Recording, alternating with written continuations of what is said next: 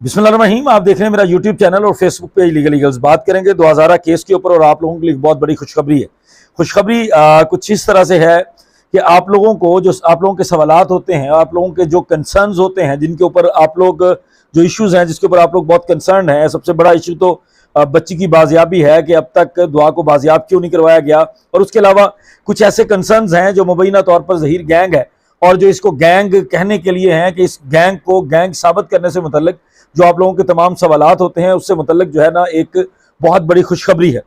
खुशखबरी ये है कि जिस तरह पहले हमारे एक साफी दोस्त ने बाबर सलीम ने एक लोकेशंस को ट्रेस करने वाला काम किया है, एक टेक्निकल किस्म की इन्वेस्टिगेशन की है और आप लोगों के सामने कुछ ऐसे हकायक रखे हैं जिसने यकसर बदल दिया है इस मुकदमे को। और आने वाले दिनों में बहुत बड़ा इम्पैक्ट होने जा रहा है उस इन्वेस्टिगेशन का। थोड़ा सा मैं जिक्र कर दूंगा उस इन्वेस्टिगेशन का। कुछ लोगों के आप लोगों के दरमियान में से सवालात थे कि जनाब ये जो इन्वेस्टिगेशन बाबर सलीम साहब ने की है, क्या बाबर सलीम साहब को ये इन्वेस्टिगेशन पब्लिक करनी चाहिए थी या नहीं करनी चाहिए थी, उसका इम्पैक्ट क्या है। कहीं ऐसा तो नहीं है कि जो दूसरी पार्टी है, जो गैंग है, वो गैंग बाखबर हो गई है, वो इस चीज़ से जो है ना वो चौकन्ना हो गए हैं कि वो लोग इस चीज़ से अपना बंदोबस्त कर लेंगे, अपने आप को संभाल लेंगे। तो ऐसी चीज़ें जो है ना वो आप अपने जहन में ना रखें। बिल्कुल जो उन्होंने इन्वेस्टिगेशन की, उस इन्वेस्टिगेशन के दो इम्पैक्ट थे। एक डायरेक्टली जो केस के ऊपर इम्पैक्ट पड़ेगा, जो इफेक्ट करेगा केस को, जो कि कोर्ट के अंदर चल रहा है, और दूसरा सोशली उसको पब्लिक करना बहुत ज़रूरी था।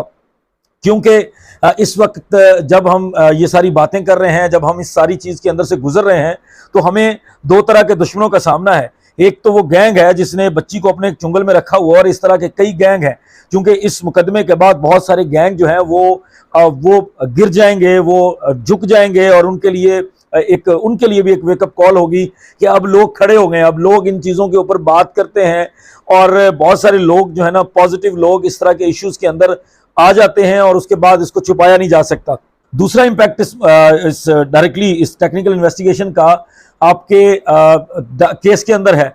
उस केस के अंदर बड़ी वाज़ेह चीज़ें हैं जो आप लोगों के ज़हन में सवाल था कि जनाब अगर इन्वेस्टिगेशन हो गई थी तो उस इन्वेस्टिगेशन को डायरेक्टली अदालत के अंदर सामने पेश कर देना चाहिए था। अचानक जज के सामने वो इन्वेस्टिगेशन जानी चाहिए थी, और जब अदालत के सामने अचानक से इन्वेस्टिगेशन जाती तो उससे बहुत बड़ा काम हो जाना था। तो आप लोगों की इतला के लिए जरूरी है, चूंकि मैं कोशिश करता हूं कानूनी पहलू भी साथ साथ रखूं। इस तरह की इन्वेस्टिगेशन जो होती है ना, इस तरह की इन्वेस्टिगेशन को आप डायरेक्टली अदालत के अंदर प्रेजेंट नहीं कर सकते, और ना ही हम लोग कर सकते हैं। ये जो CDRs होती हैं, इस तरह की कोई भी डिटेल होती है, इस तरह का कोई भी एविडेंस होता है, इसको प्राइवेट पार्टी जो है वो पेश नहीं कर सकती, प्रेजेंट नहीं कर सकती, क्योंकि उसको उसकी ऑथेंटिसिटी फिर साबित करना पड़ती है। उसको एक लंबा प्रोसेस होता है, वो वेरिफिकेशंस और परमिशंस, वो बड़ी सारी चीज़ें होती हैं। चूँकि डायरेक्टली हम लोग इस तरह की एक्सेस नहीं ले सकते, कुछ चीज़ें जो होती हैं वो ऑफ द रिकॉर्ड करनी पड़ती हैं, और ये भी कुछ चीज़ों में सोर्स इसलिए डिक्लेयर नहीं किया जाता। जो लोग इस तरह की इन्वेस्टिगेशन करते हैं, जिस तरह बाबर सलीम साहब ने किया, तो वो बहुत सारी चीज़ों को उसमें अपना सोर्स डिक्लेयर नहीं कर सकते। लेकिन जब आप अदालत के अंदर इस तरह के कोई डॉक्यूमेंट्स, कोई एविडेंस प्रेजेंट करते हैं, तो अदालत उस चीज़ को निकालने वाले को पेश करने के लिए हुक्म देती है कि उसको एज ए विटनेस लेके आए, जिसने इस चीज़ को निकाल के दिया है, जिसने इस डॉक्यूमेंट को वेरीफाई किया है कि ये वाकई ही लोकेशन सही है, ये CDR सही है। तो ऐसी सूरत में जिन लोगों ने ये निकाल के दी होती हैं डिटेल्स, जो लोग टेक्निकली जो लोग देख रहे होते हैं, वो सेलुलर कंपनीज वाले हो सकते हैं, इदारों के लोग हो सकते हैं, तो उन लोगों को पेश नहीं किया जा सकता। इसलिए उस एविडेंस की फिर वो हैसियत नहीं रहती। उस एविडेंस को मजबूत करने के लिए बहुत ज़रूरी होता है कि आपने उसको थ्रू प्रोसिक्यूशन, थ्रू पुलिस, जो भी इन्वेस्टिगेटिंग एजेंसी है, जो भी इसके अंदर डिपार्टमेंट है, एंटी वायलेंट सेल जो है वो काम कर रहा है, या बाकी लोग काम कर रहे हैं सिंध पुलिस के, तो उनके ज़रिए ये मालूमात आनी चाहिए। पुलिस की फाइल का, पुलिस की तफ्तीश का हिस्सा बनना चाहिए। जब वो पुलिस की तफ्तीश का हिस्सा बनेंगे तभी हम उसको यूज़ कर सकते हैं। और इसके अंदर भी जो ज़रूरी था, इस डॉक्यूमेंट को पब्लिक करना, इस तहकीक को पब्लिक करना, इस इन्वेस्टिगेशन को पब्लिक करना, वो इसलिए भी ज़रूरी था कि आप लोगों के सामने तमाम हालात हैं, आप लोगों के सामने ये सारी चीज़ें हैं कि जब मेडिकल वाले दिन दुआ ज़हरा को पेश करना था तो पुलिस उन लोगों के साथ फ़ोटो सेशंस कर रही थी। तो बहुत सारी चीज़ों में वो लोग पुलिस के लिए इन्फ्लुएंशियल हैं, पुलिस शायद उनके सामने जो है वो थोड़ी बेबस नज़र आती है। तो ज़रूरी था कि पब्लिक प्रेशर भी साथ हो, पब्लिक सेंटिमेंट भी साथ हो। अब पुलिस को काम करना पड़ेगा। अब पुलिस को इस डिटेल के ऊपर जो है ना वो ज़रूरी तौर पर अपना काम भी करके, अपने इनपुट लगा के साथ वो अदालत के अंदर जमा करवानी पड़ेंगी। तो पहला ये चीज़ ज़रूरी थी आप लोगों का कॉन्सेप्ट क्लियर करना कि जनाब ये इससे कोई फ़र्क नहीं पड़ता। इन चीज़ों के लिए ज़रूरी था कि इसको पब्लिक भी किया जाए और इदारों को भी दिया जाए। और इदारों को देने का तरीक़ेकार बड़ा वाज़ेह था कि चूंकि मुद्दई के लॉयर जो हैं जिब्रान नासिर, जो कि मुकदमा फाइट कर रहे हैं, जो उनकी तरफ से प्रेजेंट करते हैं सारे केस को अदालत के अंदर, उनको ये मालूमात दे दी गई हैं, उनको नंबर दे दिया गया है और उन्होंने ऑफिशियली एक लेटर लिख दिया है पुलिस को इन्फॉर्म कर दिया है कि हजूर ये नंबर है, क्योंकि आप मसरूफ हैं हजूर, आपके और भी काम होते हैं, तो ये नंबर है, इस नंबर की काइंडली डिटेल ले आइएगा। नहीं लाएंगे तो फिर आपको पता है पब्लिक तो सुन रही है, पब्लिक आपका क्या हाल करेगी, और अवाम की अदालत के बाद असल अदालत भी अंदर, कानून की अदालत भी मौजूद है, तो वो भी आपका क्या हाल करेंगे। तो ये उस इन्वेस्टिगेशन के लिए मैं थोड़ा सा आप लोगों को मुख्तसरन आप लोगों के सवालात का जवाब देना चाहता था। अब जो बड़ी खुशखबरी है वो बहुत बड़ी खुशखबरी इसलिए है कि ये तो सिर्फ एक पॉइंट था, सिर्फ एक छोटी सी चीज थी जो आप लोगों के लिए इन्वेस्टिगेट की हमारे भाई बाबर सलीम ने, और अल्लाह ताला उनको कामयाब करे, आइंदा भी वो कुछ चीजें करेंगे। बड़ी खुशखबरी ये है कि इस तरह की एक बाकायदा तौर पर टीम तैयार हो गई है, एक टास्क फोर्स बन गई है, उसके अंदर सहाफी भी हैं, उसके अंदर यूट्यूबर्स भी हैं, उसके अंदर आपके कुछ माहिरीन जो हैं, कवानीन के माहिरीन हैं, जो कानून को देखते हैं। बंदा नाचीज भी उस टास्क फोर्स का या उस टीम का हिस्सा है जो ये काम करने जा रही है। हर वो चीज़, न सिर्फ 2000 का केस, उम्मेहानी का केस चल रहा है, इसके अलावा भी जो मुकदमात हमें मिल रहे हैं, जिन मुकदमात आप लोगों के जरिए हमें बहुत सारी चीज़ों का पता चलता है, बहुत सारे ऐसे मामलात हैं जो रिपोर्ट नहीं हुए, जो बहुत सारे ऐसे मामलात हैं जिनके बारे में पब्लिकली अभी हम नहीं जानते, आपने भी नहीं सुना होगा।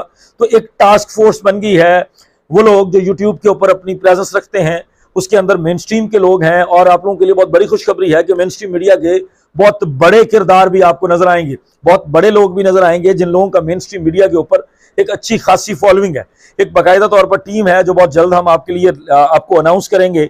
उन लोगों को इकट्ठे भी बिठाएंगे, आप लोगों के लिए एक दफ़ा हम इकट्ठे कुछ चीज़ें प्रेजेंट करेंगे।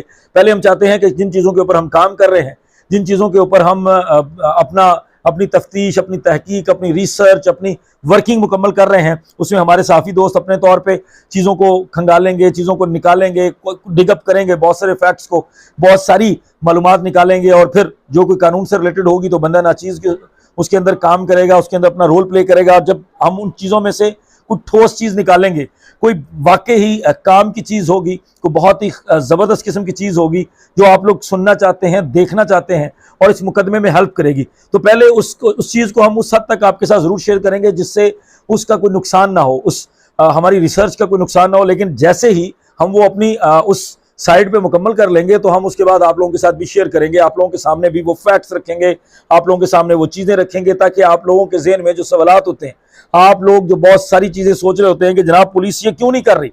जैसे आप सब लोगों का एक सवाल है कि निकाह खान और निकाह का गवाह जो है वो जेल में है, लेकिन निकाह का गवाह एक नहीं है, निकाह के गवाह और भी हैं, और जो दूसरा गवाह है वो बाहर क्यों है। तो इस तरह की बहुत सारी चीज़ें हैं, उसके ऊपर वर्किंग करेंगे। जो एजेंसी इन्वेस्टिगेट कर रही होगी उसका मौक़िफ़ आपके सामने लेके आएंगे, कौन सा प्रेशर है, किस तरह की जो भी प्रोपेगेंडा चल रहा है, जो भी एक माहौल चल रहा है जिसके अंदर इन चीज़ों के अंदर रुकावट आ रही है, जो भी तहकीक आ रही है उसके अंदर रुकावट आ रही है, जितना टाइम लग रहा है, इसको इंशाअल्लाह ताला आपके सामने रखेगी ये टास्क फोर्स। और कुछ दिन का इंतजार है। एक तो 14 तारीख को आपको पता है कि doctor Zaheer is going to get his previous bail, वो जाना पड़ेगा, ज़रूरी है, नहीं जाएंगे तो गिरफ्तारी का खतरा है, क्योंकि गिरफ्तारी का खतरा 14 तारीख की रात 12 बजे तक ही टला है, उसके बाद टला नहीं है। तो वो उसके बाद जब 20 तारीख ट्रायल की आएगी जिसमें चलान जमा हो जाएगा, क्योंकि 20 से पहले ज़हीर जो है वो तफ्तीश के अंदर पेश हो चुका होगा। तो ये सारी चीज़ें साथ साथ चल रही होंगी। तो जो पुलिस अपनी तफ्तीश दे रही होगी उसी तरह की तफ्तीश जो है वो आपको हमारी टास्क फोर्स भी देगी।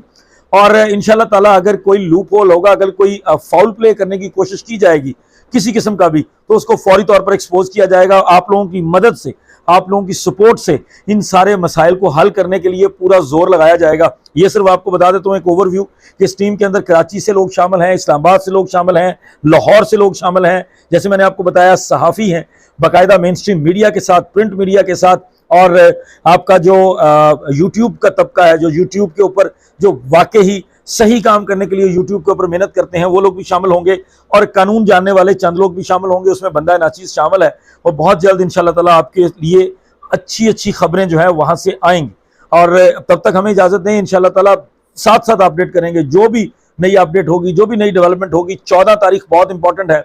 14 तारीख को आपको एक शक्ल देखने को मिलने वाली है, बड़े सारे मास्क के अंदर छुपी हुई, उसको मत भूलिएगा, 14 तारीख को ज़रूर देखिएगा। और इंशाल्लाह ताला उसके बाद 20 तारीख तक आपको तफ्तीश जो पुलिस करेगी उसको पहले भी बताएंगे, 20 तारीख को भी दिखाएंगे, और साथ हम अपनी भी तफ्तीश दिखाएंगे। 21 तारीख का इंतजार है, 21 तारीख, ये 3 तारीखें नोट कर लीजिए। 14 तारीख को बेल करवानी पड़ेगी, 20 तारीख तक चालान जमा हो जाएगा और 21 तारीख को सिंध हाईकोर्ट की डेट है जिसके अंदर बच्ची की बाजियाबी का फैसला होना है। तब तक मुझे इजाजत दें, बहुत शुक्रिया, अस्सलाम वालेकुम।